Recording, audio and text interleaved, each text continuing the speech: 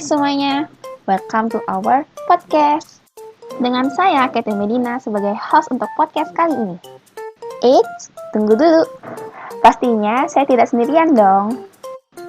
Di sini, ada beberapa narasumber spesial yang pastinya cantik dan tampan yang akan menemani saya. Mau tahu siapa mereka? Yuk, kita sapa. Nah, yang pertama ada si cantik Yolan. Hai Yolan, apa kabar? Hai, baik dong pastinya. Nah, Yolan, silakan perkenalkan diri kamu dong, supaya para viewers kita bisa kenal sama kamu. Oke, baiklah. Perkenalkan, nama saya Yolan Liani dari kelas 20 Akuntansi 2. Salam kenal untuk kalian semua. Nah, yang kedua ada si cantik juga nih. Hai Sherin, apa kabar? Hai Catherine, kabar aku udah pasti baik dong. Kenalin diri juga dong Sherin. Halo, perkenalkan, nama saya Sherin Wijayanti dari kelas 20 AK2. Dan yang terakhir, kita ada si tampan. Siapa tuh? Ayo kenalin diri kamu. Hai, perkenalkan, nama saya Muhammad Ibnu Ramadan dari kelas 20 Akuntansi 2. Sekarang, kita menuju ke materi podcast kita kali ini. Kira-kira ada yang tahu tidak sih tema kita dalam podcast kali ini apa? Tema podcast kita hari ini adalah urgensi bela negara bagi generasi muda. Oh, begitu ya. Ternyata tema kita adalah urgensi upaya bela negara bagi generasi muda. Next, materi pertama kita yang akan dibahas terdiri dari 3 komponen, yaitu pertama, apa sih pengertian dari bela negara itu sendiri? Kedua, esensi dan urgensi bela negara. Dan yang ketiga adalah bentuk-bentuk bela negara berdasarkan bentuk penyelenggaraannya. Materi ini akan dijelaskan oleh Yolan. Yolan, waktu dan tempat dipersilahkan. Oke, baiklah. Yang pertama langsung saja, definisi bela negara. Bela negara adalah sebuah konsep yang disusun oleh perangkat perundangan dan petinggi suatu negara tentang patriotisme seseorang, suatu kelompok, atau seluruh komponen dari suatu negara dalam kepentingan mempertahankan eksistensi negara tersebut. Secara fisik, bela negara dapat diartikan sebagai usaha pertahanan menghadapi serangan fisik atau agresi dari pihak yang mengancam keberadaan negara tersebut.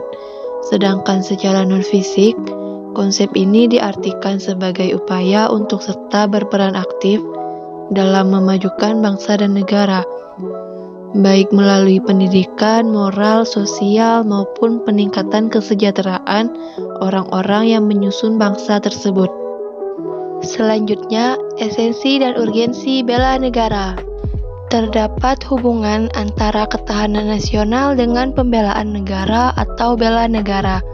Bela negara merupakan perwujudan warga negara dalam upaya mempertahankan dan meningkatkan ketahanan nasional bangsa Indonesia.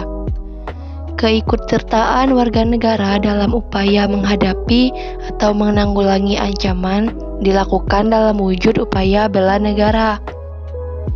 Yang pertama, bela negara secara fisik.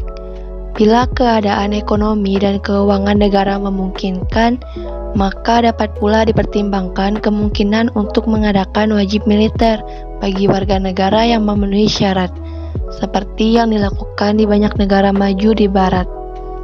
Gagasan ini bukanlah dimaksudkan sebagai upaya militerisasi masyarakat sipil, tetapi memperkenalkan dui fungsi sipil, maksudnya sebagai upaya sosialisasi konsep bela negara, di mana tugas pertahanan keamanan negara bukanlah semata-mata tanggung jawab TNI, tetapi adalah hak dan kewajiban seluruh warga negara Republik Indonesia.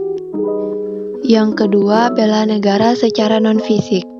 Menurut Undang-Undang Nomor 3 Tahun 2002 tentang Pertahanan Negara, keikutsertaan warga negara dalam bela negara secara non-fisik dapat diselenggarakan melalui pendidikan kewarganegaraan dan pengabdian sesuai dengan profesi. Pendidikan kewarganegaraan diberikan dengan maksud menanamkan semangat kebangsaan dan cinta tanah air. Selanjutnya, bentuk penyelenggaraan usaha bela negara. Persoalan kita sekarang adalah bagaimana wujud penyelenggaraan keikutsertaan warga negara dalam usaha pembelaan negara. Warga negara Indonesia dapat turut berupaya dalam usaha pembelaan negara melalui yang pertama, pendidikan kewarganegaraan, kedua, pelatihan dasar kemiliteran secara wajib, ketiga, pengabdian sebagai prajurit Tentara Nasional Indonesia secara sukarela atau secara wajib, 4. Pengabdian sesuai dengan profesi, dan yang terakhir, bentuk bela negara di lingkungan. Terima kasih Alan atas penjelasannya. Sekarang kita lanjut ke materi kedua, yaitu tentang strategi bela negara oleh generasi muda. Baiklah, di sini saya akan menjelaskan tentang strategi bela negara oleh generasi muda. Ada beberapa penerapan strategis berkaitan dengan penyelenggaraan bela negara. Yang pertama, bela negara menjadi program yang diselenggarakan melalui pendidikan dan latihan dengan tujuan cinta tanah air. Cinta tanah air didefinisikan sebagai perasaan yang timbul dan menumbuhkan rasa bangga, memiliki, menghargai, dan menghormati yang tercermin pada sikap dan perilakunya untuk mencintai Indonesia. Di lingkungan pendidikan contohnya, cinta tanah air bisa dibuktikan dengan semakin giat menuntut ilmu demi kebaikan bangsa dan negara. Generasi muda akan memiliki pengetahuan yang kuat sesuai dengan perkembangan zaman, saling menyayangi antar sesama rekan pelajar atau mahasiswa, dan menghormati para guru atau dosen menjadi cerminan cinta tanah air itu sendiri. Jika cinta tanah air sudah merasuk ke dalam jati diri setiap orang, maka bela negara akan terbentuk secara otomatis dalam kehidupan sehari-hari. Indikatornya adalah dia akan menjaga tanah air dan seluruh tumpah darah Indonesia. Selain akan memiliki jiwa patriotisme dan bangga menjadi rakyat Indonesia, pembuktian cinta tanah air bisa dengan menjaga nama baik Indonesia, serta memberikan kontribusi pada kemajuan bangsa dan negara di kancah internasional. Nah, yang kedua, kesadaran berbangsa dan bernegara yang telah ditanamkan sejak dini, terus-menerus dan berkelanjutan dengan mengetahui, memahami nilai-nilai kehidupan bermasyarakat, berbangsa dan bernegara. Indikatornya, dengan aktif bermasyarakat, menjalankan hak dan kewajiban warga negara, ikut serta dalam pemilu, serta berpartisipasi menjaga kedaulatan bangsa dan negara. Ketiga, setia kepada Pancasila sebagai ideologi negara. Setia terhadap Pancasila akan terlaksana manakala warga memahami nilai-nilai yang dikandungnya. Pemahaman terhadap Pancasila secara benar dan konsekuen akan membuat warga negara menghayatinya. Setelah memahami dan menghayati, maka warga negara pun akan semakin mudah untuk mengamalkan nilai-nilai Pancasila. Yang keempat nih, yang terakhir, implementasi bela negara dengan rela berkorban demi kepentingan bangsa dan negara. Sudah tentu, rela berkorban berarti mendahulukan kepentingan bangsa dan negara di atas kepentingan individu dan golongan. Hal inilah yang tidak boleh hilang dari setiap sanubari individu warga negara. Terima kasih Sherin. Sekarang kita ke materi terakhir, yaitu mengenai kondisi bela negara di Indonesia saat ini, yakni berupa contoh kasus serta solusinya. Kondisi bela negara di Indonesia saat ini. Contoh kasus. Bela negara dalam melawan COVID-19. Peran penting bela negara dapat dikuak secara lebih jernih dan mendalam melalui perspektif pertahanan. Keutuhan wilayah Indonesia serta seluruh sumber daya, kelautan dan kemerdekaannya selalu terancam oleh agresi asing dari luar dan pergolakan bersenjata dari dalam. Kalau ancaman ini menjadi nyata dan Indonesia tidak siap, semuanya bisa kembali ke titik nol. Spektrum bela negara itu sangat luas, dari yang paling halus hingga yang paling keras, mulai dari hubungan baik sesama warga negara sampai bersama-sama menangkal ancaman nyata musuh bersenjata. Tercakup di dalamnya adalah bersikap dan berbuat yang terbaik bagi bangsa dan negara.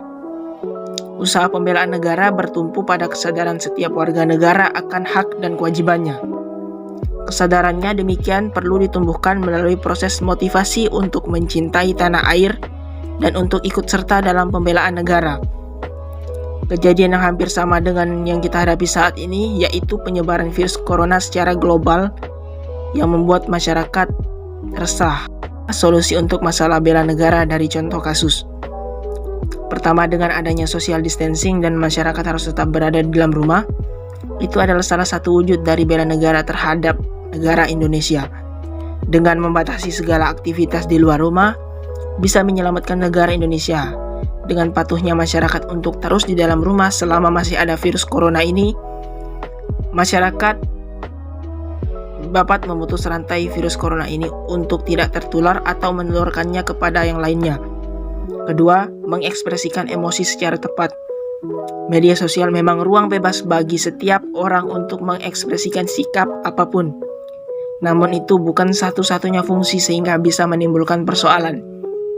Apalagi situasi seperti ini, semua orang memiliki sensitivitas tinggi. Melihat atau mendengar orang lain bersin dan batuk saja sudah curiga.